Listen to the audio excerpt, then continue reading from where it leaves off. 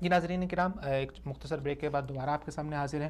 گفتگو کا سلسلہ جاری ہے. آپ صلی اللہ علیہ وسلم کے حقوق کے حوالے سے محبت کے تقاضے کیا ہیں، سنت کیا ہے، سیر حاصل گفتگو ہو چکی ہے. اپنی گفتگو کو آگے بڑھاتے ہوئے ہم اپنے محترم مہمان جناب صہیب وسیم صاحب کی طرف چلتے ہیں.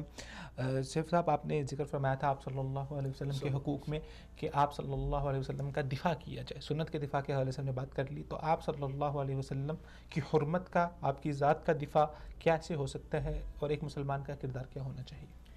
بسم اللہ الرحمن الرحیم. اچھا، گزارش یہ ہے کہ اس حوالے سے جیسا کہ رسول اللہ صلی اللہ علیہ وسلم نے اپنی حرمت کے دفاع کے لیے کعب بن اشرف کے لیے اور اسی طرح کے جو دوسرے گستاخان تھے ان کے لیے رسول اللہ صلی اللہ علیہ وسلم نے باقاعدہ طور پہ لشکر تیار کیا تھا. اور امت محمد صلی اللہ علیہ وسلم پر یہ لازم ہے، فرض عین ہے کہ جو نبی صلی اللہ علیہ وسلم کے گستاخان ہیں ان کو کیفر کردار تک پہنچایا جائے. اور اس حوالے سے یہ سب سے پہلا فرض جو ہے وہ حکومت وقت کا ہوتا ہے. عوام کے لیے یہ حکم نہیں ہے کہ وہ قانون کو اپنے ہاتھ میں لیں یا ایسا کوئی کام کریں، ایسا معاملہ نہیں ہونا چاہیے. یہ قانون کے دائرے میں رہ کے قانون کی جو ہے پاسداری میں یہ کام کیا جائے. اور حکومت وقت کے اوپر فرض ہے، اگر وہ مسلمان ہے تو ان کے اوپر لازم ہے کہ وہ نبی صلی اللہ علیہ وسلم کے گستاخ کو کیفر کردار تک پہنچائیں.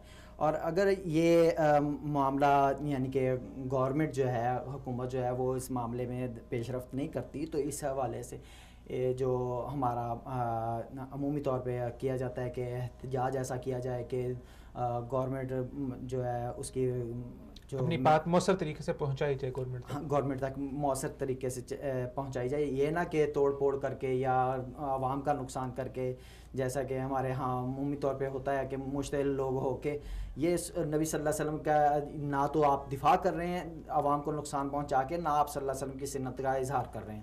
یہ ہم نے لوگوں تک اپنا کردار بھی پہنچانا ہے کہ اگرچہ ہمیں دکھ ہوا ہے، اگرچہ ہمیں تکلیف پہنچی ہے، لیکن ہم رسول اللہ صلی اللہ علیہ وسلم کے سیرت کو، آپ صلی اللہ علیہ وسلم کے کردار کو سامنے رکھتے ہوئے کسی کا کوئی نقصان نہیں کرنا چاہتے.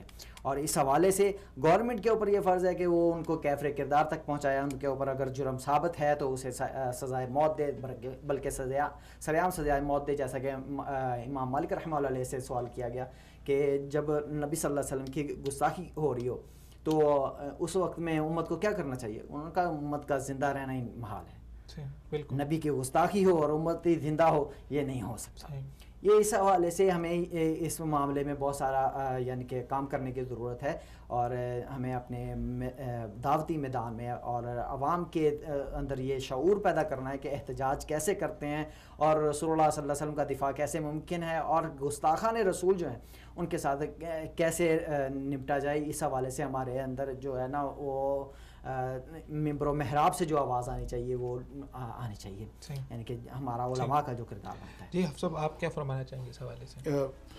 بات ہو رہی ہے گستاخ رسول کے بارے میں، تو یہ تو ایک طے شدہ امر ہے اور شاید اسے اجماع بھی کہا جا سکتا ہے کہ نبی صلی اللہ علیہ وسلم کے گستاخ کی سزا جو ہے وہ واجب القتل ہے. صحیح. اب اس میں کوئی دو رائے نہیں ہے، پوری امت کا تقریباً یہی جو ہے نا علماء کا فیصلہ ہے.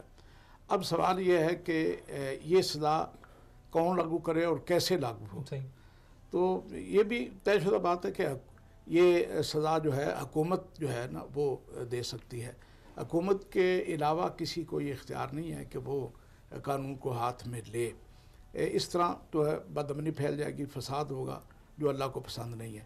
تو حکومت کو چاہیے، البتہ حکومت اگر ایسے بات جو ہے وہ اس بات کو قبول نہیں کر رہی، اگرچہ اس وقت بھی پاکستان میں یہ قانون موجود ہے 92 یا 93، تو یہ قانون موجود ہونے کے باوجود آپ دیکھ لیں کہ کب سے یہ قانون بنا ہے آج تک اس پہ مطلب ہے کہ کسی کو سزا نہیں ہوئی عرصہ دراز سے. تو یہ جو سزا کا قانون موجود ہونے کے باوجود بے عملی کا شکار ہے، اس کے لیے جو ہے لوگوں کو اور علماء کو، قائدین کو اور دینی اور سیاسی لوگوں کو جو ہے پرامن طور پہ جو ہے حکومت پہ دباؤ ڈال کر یہ قانون جو ہے اس کو قابل عمل بنانا ہے. وگرنہ صورتحال جو ہے وہ فساد کی طرف چلے جائے گی اور پھر لوگ خود اس قانون پہ عمل درآمد شروع کر دیں گے. تو یہ بات بہرحال ایک معاشرے کے لیے نقصان دہ ہوتی ہے. ہمارا یہ مطالبہ ہے ہونا چاہیے علماء کا اور سیاسی قائدین کا اور عوام الناس کا کہ حکومت پہ اتنا دباؤ ڈالا جائے کہ وہ بالآخر وہ اس قانون کو عمل درآمد کریں. صحیح. سر اس کا جامع طریقہ کار کیا ہو سکتا ہے کہ ہماری جو جتنی بھی دینی جماعتیں ہیں وہ کس طرح سے کوئی اگر آپ لاہے عمل دینا چاہیں ہمارے لوگوں کو؟ اصل بات یہ ہے کہ اس وقت کچھ مسائل ایسے ہیں مسلمانوں میں کہ وہ تفرقے کا شکار ہے. صحیح. مختلف جماعتیں بن چکی ہیں, مختلف گروہ بن چکے ہیں. تو یعنی یہ مسئلہ یہ توہین رسالت کا ہو یا ختم نبوت کا, یہ مسئلہ ایسا ہے کہ اس میں کوئی اختلاف نہیں ہے. کسی بھی مذہب سے تعلق رکھنے والا, کسی بھی مسلک کو قبول کرنے والا ہو, وہ نبی صلی اللہ علیہ وسلم کی توہین پہ جو ہے وہ کبھی راضی نہیں ہوتا. اور ایسے ہی ختم نبوت کے مسئلے میں بھی جو ہے امت متحد ہے. صحیح. اور جس طرح ختم نبوت کا مسئلہ حل ہوا, آپ دیکھیں گے پاکستان کو بنے ہوئے اس وقت تک میرے خیال کو کافی عرصہ ہو چکا تھا. سن 76 میں جب قانون بنا, تقریباً 25 سال سے زیادہ ہو چکے تھے, لیکن یہ قانون نہیں بن سکا تھا. لیکن سن 74 میں جب تحریک چلی, علماء نے تحریک چلائی, تو جب علماء متحد ہوئے تو لوگ بھی یہی چاہتے ہیں علماء سے کہ وہ اکٹھے ہوں. تو ختم نبوت کے مسئلے پہ تمام مسالک, تمام فرقے, تمام جماعتیں متحد ہو کر جب انہوں نے کوشش کی تو وہ قانون منظور ہو گیا, اور ختم نبوت کے مسئلے پہ اب جو ہے غیر مسلم مرزا غلام محمد قادیانی اور اس کی پوری جماعت کو غیر مسلم قرار دے دیا گیا. اب مسئلہ توہین رسالت کا ہے. اب یہ قانون موجود ہے, اس وقت قانون نہیں موجود تھا. اسمبلی سے وہ قانون بھی اپنے احتجاج کے بل بوتے پہ تحریک کے نتیجے میں منظور کروایا. اب ضرورت اس بات کی کہ یہ قانون موجود ہونے کے باوجود اس پہ عمل نہیں ہوا. اب بھی تمام لوگوں کو, تمام جماعتوں کو اس میں کوئی اختلاف نہیں ہونا چاہیے کہ یہ فلاں, یہ وہ فلاں ہے اور یہ فلاں ہے اور میں فلاں ہوں. یہ توہین رسالت ہے بھئی. یہ کسی کی ذات کا مسئلہ نہیں, کسی کی جماعت کا مسئلہ نہیں ہے. یہ ہم سب مومن ہیں, سب مسلمان ہیں, کلمہ گو ہیں. تو ہمیں جو ہے اس پہ متحد ہو کر جو ہے ایک بڑا سٹینڈ لینا چاہیے پورے لوگوں کو, تمام مسالک کو, اور حکومت پہ یہ واضح کر دینا چاہیے کہ یہ جو ہے توہین رسالت والا قانون پہ عمل درآمد ہو. وگرنہ ظاہر ہے پھر جو حالات اس میں بعد خطرناک ہوتے ہیں وہ فساد کی طرف جاتے ہیں. سر اس قانون میں اگر ہم دیکھیں تو بے ضابطگیاں بہت ہوتی ہیں. بہت سارے اگر ہم دیکھیں جو مقدمات درج کیے گئے ہیں 225C کے حوالے سے, جو توہین رسالت کے قوانین درج ہوئے ہیں, بہت سے جو اس کے جو مقدمات ہیں وہ مسلمانوں کے خلاف ہی درج ہوئے ہیں. تو اس میں صحیح ضابطہ کیا بن سکتا ہے کہ جو لوگ اس کا ارتکاب کرتے ہیں ان کو کیفر کردار تک پہنچایا جائے, اور اگر کوئی انسان ویسے ہی کسی کے اوپر ایسے جان بوجھ کے کسی کے اوپر وہ الزام لگا دیتا ہے؟ اصل بات یہ ہے کہ لوگوں کو چاہیے کہ وہ اس قانون سے وہ غلط فائدہ نہ اٹھائیں. جو مختلف جماعتیں ہیں, مسلمانوں کی جماعتیں ہیں, اس قانون کا سہارا لے کر وہ اپنی اس اختلاف کو سامنے رکھتے ہوئے کسی دوسرے مسلمان گروہ یا فرقے پہ وہ مقدمے بنوا دیں. یہ انتہائی غلط ہے. تو پھر تو یہ توہین رسالت مسلمان پہ ہی آ جائے گی, جبکہ توہین مسلمان کوئی بھی ہو, گیا گزرا ہی کیوں نہ ہو, وہ بظاہر کسی مسلک کے ساتھ کوئی تعلق نہ ہو, بے عمل ہو, لیکن اس مسئلے میں وہ بھی اپنی جان کا نذرانہ پیش کر دیتا ہے.